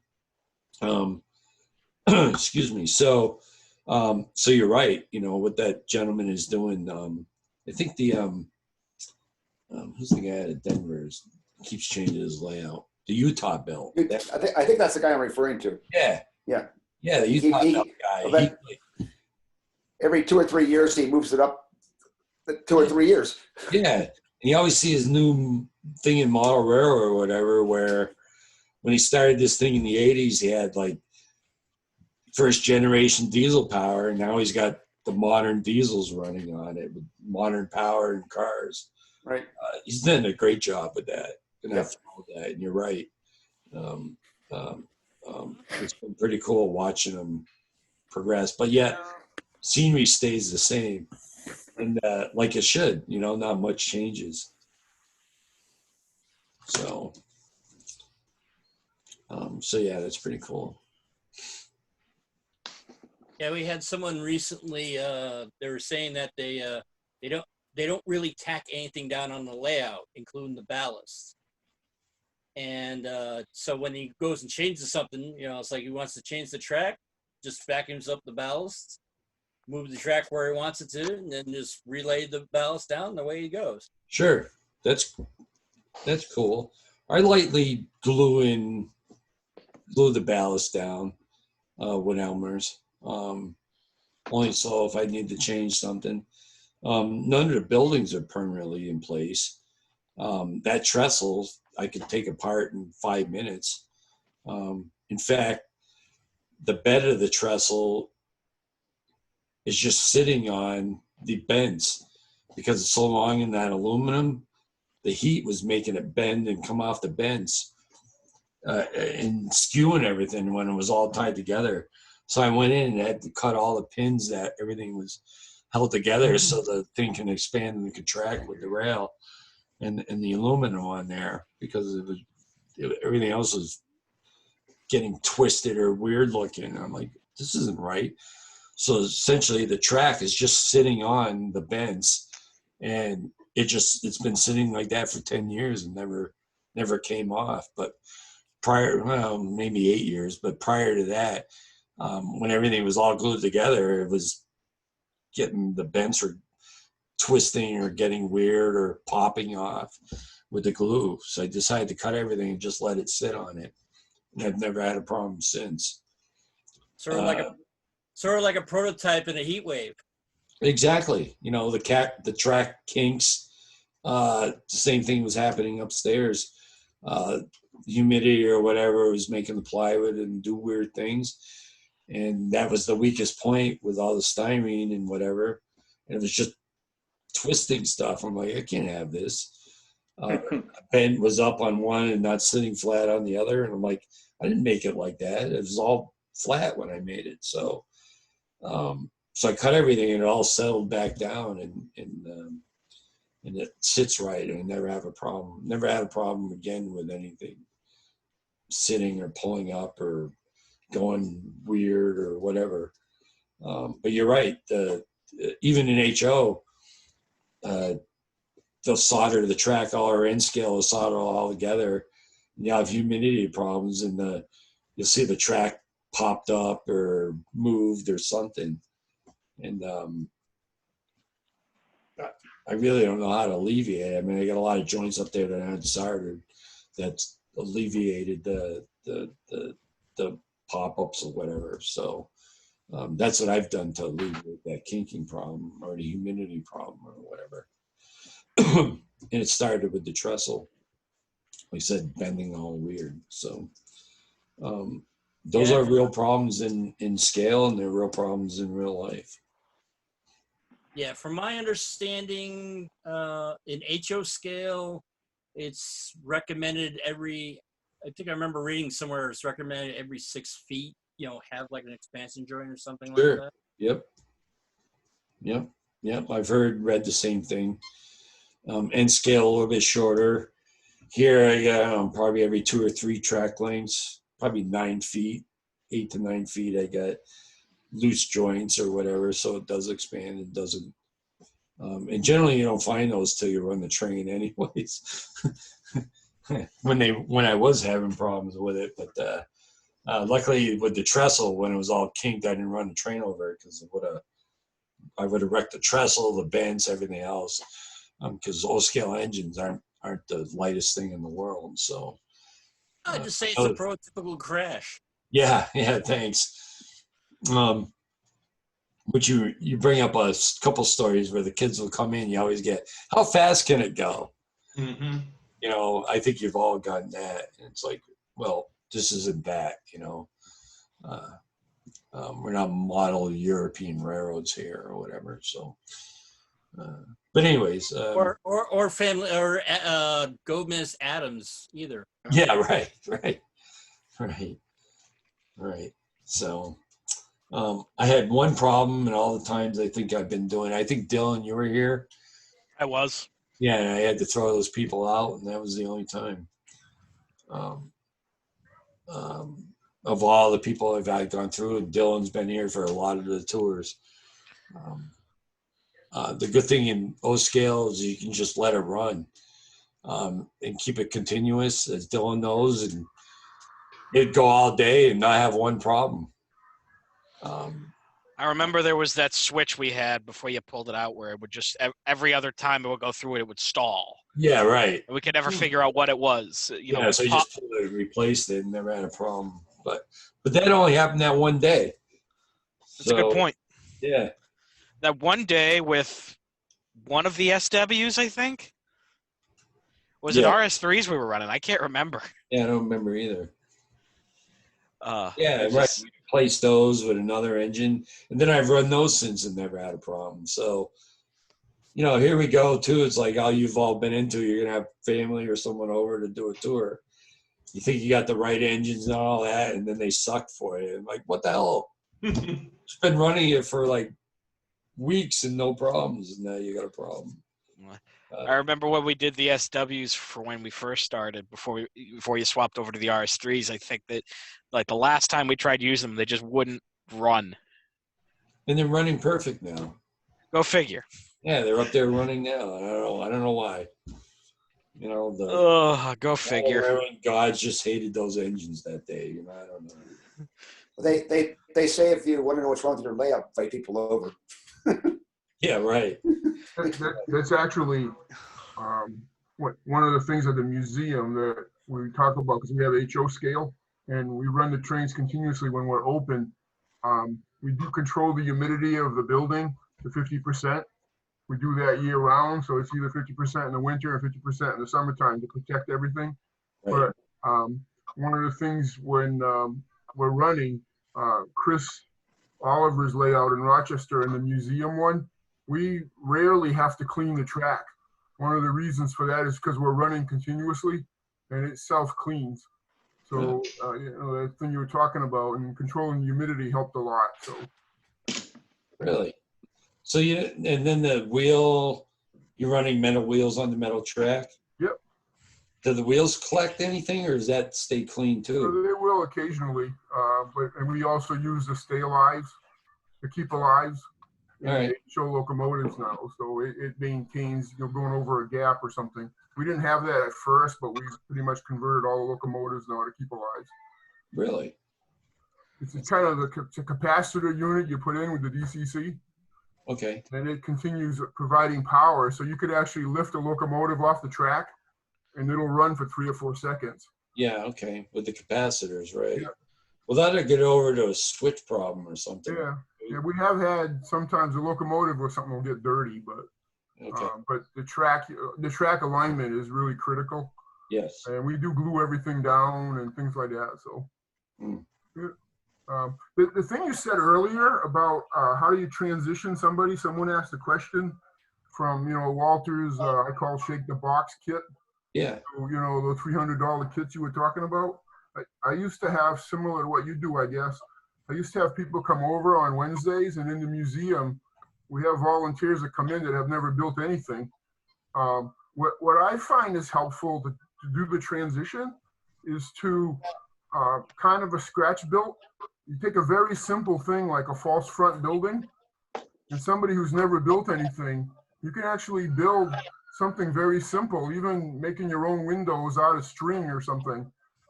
And a lot of skills are learned by doing that, and it's not scary because it didn't cost anything. Sure. You know, just a suggestion that, you know, that gives you that transition. It's kind of hard to jump to a $300 kit. People are intimidated by it, like you said.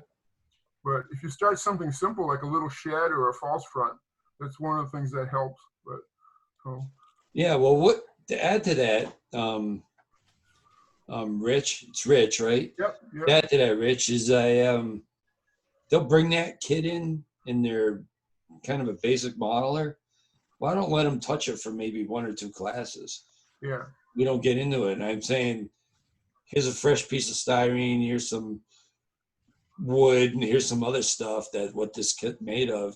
I want you to actually cut the styrene, learn how to cut styrene straight and snap it and all this. Yeah. How to paint it before you even get to the kit. And they're like, the other thing I thought was interesting is your comments when you have visitors about your blinking light and things like that. You can just imagine if you're a museum and you got people coming in that every day, you get all the comments in the world that, you know, people argue with you that you've got something that isn't even there, which is impressive. You know, we've had 3 people come one time and they argued that our track was all hand laid, and I'm like, no, it's not. It's Pico Streamline Code 83. right. Oh no, you're wrong. It's hand laid. I'm like, well. So And Dylan's running that in here. Running into that to here is when Dylan would help and things like that. We'd paint ties. Yep, that's what we do. On this track, right? Like you. Yeah, that's why it looks like it's hand laid. Is the rails are painted and the tie tops are painted, and then we had a tie painting party. Yep. Took those paint pens. Yep. And everyone was to paint the 4th or the 5th tie, and keep going till you run out of track. Yeah. The next person paints a different color. Yeah. So it looks like it's but anyway. So. Oh yeah. I like the comment about the visitor thing though. So sometimes you can put something that's a little too exciting. It distracts them, but that's all right. You got to get used to that. It's the whole effect you're after. Yeah. Yeah. Exactly. One comment about when a model is finished, and everyone has their own point of view about that. But one of the things I find interesting is if you take a photograph of a model like on the layout. Yep. I do that a lot on the museum one. That a photo will show you what you have to finish if there's something missing. That'll pop out your gaps, or if there's a shiny spot, or a detail that's obviously missing or something. That'll often help out too. So Yeah, but it's interesting. I'm impressed with how you finish a project though, because if you worry about getting every little thing, you may never get it done. oh yeah. So I like what you were talking about with finishing things before you start something else. Yeah, because that little thing that you're worried about, you may not do, and no one will notice it anyways. Yeah, yeah. And so you put it on the layout, and then you do the scene, and people come by, and they don't even know it's there, or should be there, or not there. And Yeah, it's the overall effect that, like we try to get, that little tree you were talking about is just as important as your big trestle. Yeah. Because the thing all brings it all together. Yeah, exactly. Like, how'd you make that little tree? It's cute. And I'm like, thanks. But that's okay. You got to take it in stride. Oh yeah. I mean, I tell you guys this. Of course, I'm not giving the attitude when they're asking the question, of course, but you get it, and it's just incredible what people see, that you also putting something together and you don't even notice that you put that little tree there. Yeah. Just kind of as part of the scene, they pointed out. I'm like, yeah, I guess, right, and it makes you look at the scene different. I'm sorry, go ahead. I remember that when we did the ties, when we first did that, you first ballasted. It was some sort of tour. I can't remember what tour it was, and somebody's like, "Oh, I remember the hand laid comments." Yeah. And one person, I said, "No, those are painted ties," and they're like, "How do you know?" I'm like, "I painted them." You did? And I'm like, "Yep, watered down some acrylics just to watered the crap out of them and just brushed them on, and when they dried, you got the little bit of paint left in the grooves, and he just looked at me like I had three heads. I'm like, no, that's really what I did. Yeah. I had an experience where I built a warehouse model from a York kit, and I put it on display in a hobby shop. And every time I go in the hobby shop, the guy that owned the shop says, "We had a guy that came in here, and he says, we looked at your building. He says, yeah, I saw that building in Louisiana, just like that." and then some other guy came in and he goes, I saw that exact building. It's over in, and it's in Florida. The prototype was in Florida, but everybody had their own thought of where that building was at, and they'd seen that exact building. Yeah. I remember someone made a comment on Dan's roundhouse at one point, like, "Oh, it's a Chicago Northwestern prototype," and I just remember Dan just going, "Okay."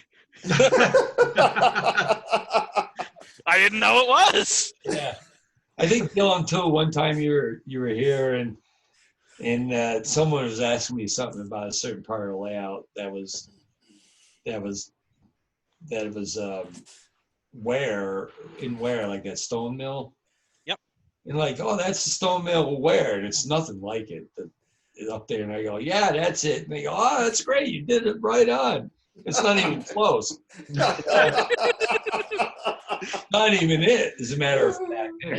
It's like, yeah, that's it. And I'm okay. And they just don't even know, but it reminded them of that mill, and they thought it was it. And I'm like, well, it's not. But I wasn't going to get into the reasoning, and I just let them go off and let them go say, whatever. And it's just funny, when people's like, oh yeah, that was there, and I go, yeah, it was, and it's never was it, or something. Kind of what you're just saying about, I saw that in Louisiana or Florida. And so yeah. And then there's times that you got the opposite. I remember when I was out in Colorado. I'm not sure how many people remember the I Love New York Delaware Hudson cars. Oh yeah. And there was this one guy there that says, "Oh, it's like, he was talking about this Lionel piece that was those specific cars." And the guy was saying, "He's like, I hated that Lionel's come out with a fictitious car and all that." And I turned around and says, "No, I'm from New York. I've seen plenty of them and all that. In fact, there's a rail car there. There was actually one in the rail yard that was less than 10 minutes away. It's like, if you want to go there, you can see one live. Yeah. Yeah, and that interesting with Lionel. When I was in there in the '90s, you had the Lionel guys who weren't the prototype guys. And know what's out like that New York car. And Dan, you still there? right here. Okay, just because you just cut out for a second. Oh yeah, you hear me all right? Yep, hearing you fine now. So, anyways, you'd hear people at these shows. It's like, well, if Lionel did it, they did it right, and I'd just be rolling my eyes, going, as you all know, and it's got to be right because Lionel did. And I'm like, oh, clue of what's going on, and some of the things that they wanted done, and I'd be in the design department, like, really, and that was the more. Maybe putting I Love New York in that scheme on a caboose or something. Like, you got to be kidding me. Marketing wants this, But, yeah, you get those comments, and they're just like, oh, my God. So if Lionel did it and it was actually done and all that, where's the pink locomotive? Yeah, right. The girls set? Yes. I guess. That's what they reference. We'll have to get girls in the hobby, so we'll paint it pink. So, because girls like pink, I guess that's the notion. But, This is the same logic behind guns. I mean, they'll paint like ARs and pistols pink and purple. And my father's like, when we first started, target shooting, he's like, oh, we'll get your mother a pink rifle. And my mother just looked at him like, no, just no. Yeah. I don't care if it's pink. I'll I like it because it's pink. So, yeah, it doesn't work that way. So, of course, you can't really do much target shooting now. There's no ammo. Right. But yeah, it's been a fun hobby. I've met a lot of great people. I'm finding out more and more as I'm leasing cars and getting to know people, and I'm also using the model railroad to stage shots to promote the real stuff. So like, so-and-so, here's a boxcar being loaded for paper, and by the way, if you need the real thing, contact us. And it's helped with the marketing, believe it or not. And so people in the industry are finding out, you're a modeler? And like, yeah, I am too. I'm like, no way. And now, they're coming out of the woodwork of like some of the leasing guys, the other guys that I meet in the industry are actually model railroaders, which is kind of cool.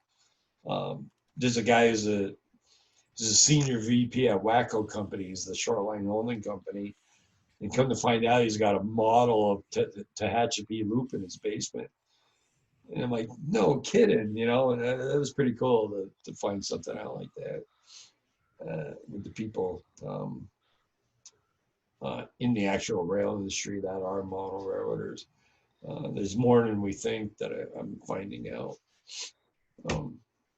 which is kind of cool. So yeah. Anyways, we're at 9:00, and I still haven't eaten dinner yet. So I don't know how long you guys want to go. All right. Well, if you want to call it here, that's fine by me. Or yeah, I don't know what you guys want. So Well, usually we just let these talk. We got exactly what we were hoping for. Oh, all right, good. I'm glad I can. Let me ask you a question before you get away here, Dan. Sure. How about September the 23rd to come back? That's the next open date I've got. Let me see. And would you all is that the presentation on the tools? We'd like that, and like maybe to see some of your photographs and of your railroad and so forth, and maybe you talk about some of the scenes and that kind of thing. Okay, I can do that. Okay, so that's good on the 23rd of September. Yep, yeah, I'll write it in. Fantastic. Guys, can you believe that we're booked solid now 2 days a week from now through 23rd of September already? Amazing. Hey, I'm telling you, people want to come and talk to you fellas. I think it's wonderful. Yep. I think part of it is people are wanting to do something, and Well, you can't without shows. I think this is the solution to the shows for right now. Yep. yeah. Yeah. And I miss the shows. I like going. Not only just to see something that I didn't know I needed, and then also to just seeing people that I've met or have known all these years and running into people. I mean, I see Dylan at a lot of things. In fact, at the Springfield show, we reserve a lot of tables at certain restaurants and have a lot of people join us at shows on Saturday night. So as this grows or whatever, and I'll join in and other things to hear other people talk. And I guess one of the things is there a lineup of who's coming and what it is? Yeah, got that. Is there? All right. But I haven't put it out. I haven't put it out to anybody. Get Dylan. Where would I be able to tell other people that I know that? Because I know people like Dylan, like Tim would do this. And, Tim's actually already on the list. yeah, but he's not on tonight, right? No, he's on. I'd have to double check. I think next week sometime. Okay. But he would also like listening into this stuff, or other people that I know that I've told you work in the industry would love listening in on stuff like this. Well, we post this. I'll post this tomorrow morning as soon as Dylan gets it to me of the video of it. All right. So anybody can come and view the video. Well, it's not just, Jim, it's not only video, it's actually the live thing now. Oh, I know. That people don't know about that I'll even help get out. I'll tell you, if you could help get out the word for us, that would be wonderful. Oh, sure. Why we're not getting more people to join us, I don't know. We seem to be getting the video views, and that amazes me how many we've gotten. But at the same time, talking to somebody, actually meeting them and be able to ask questions back and forth, to me, that's what mentoring's all about. Right. And it gives you an opportunity to really hone in on what your interest is and whether that person can really help you or not. So Sure. I understand what you're saying. I wish we had more people here. I don't know how to get them. I'm doing everything I can think of. Well, as soon as I get a list and how to do it, Christ, I probably got 1,000 industry professionals that I know that this can get to. Oh, fantastic. If you get 25 coming, that's great. Oh, absolutely. Absolutely. I totally agree. All right. Let me, next week, or not next week, Saturday is Phil Eldholm. Phil is from California. He's a businessman. He's an author. He's a consultant right now. He's a very talented modeler. He's heavily involved with the NMRA out there in his division and region. And he's going to talk to us about modeling and the use of technology. He comes from a technology background in business, and he's been on several of our shows in the past and made great comments. And I think you'll really enjoy hearing him talk about his view of the use of technology and where the hobby's going technology-wise into model railroading. Cool. We're also trying something brand new next time. A modeler by the name of Frank Duder called me or emailed me. And he said, I really think that what you need to do is maybe take the last 15 minutes of a show and have a modeler show you his railroad in actual operation. Just have him run his railroad a little bit for you so that we can start seeing, not just hear from a modeler, but actually see the actual operation that he has of his model railroad. So we're going to start that, or at least the first one of it, with Frank next Saturday. And we'll see how that goes and see how everybody likes it. Now, if you're interested in doing that, please let me know, and I'll start scheduling these as possible for the other dates that we have coming up. I don't know whether this is going to work or not. He thought it was something that would really add to what we're trying to do here. And so I think that's great. Let's give it a try. I was happy with the show and tell or show and talk about that we did last time. I think that went over well, and I'm going to try to do that again. But I'll post that and hopefully give everybody enough advance time where they can select a model and bring it and show it to us and talk about it a little bit. What they're proud of about it, what's what they want to do, and that kind of thing. Sure. So with that said, I thank you so very much for coming tonight. Hope you enjoyed it. Hope you learned something. Hope you can become a better modeler for being here. Yep. Thank you so very much. See you Saturday.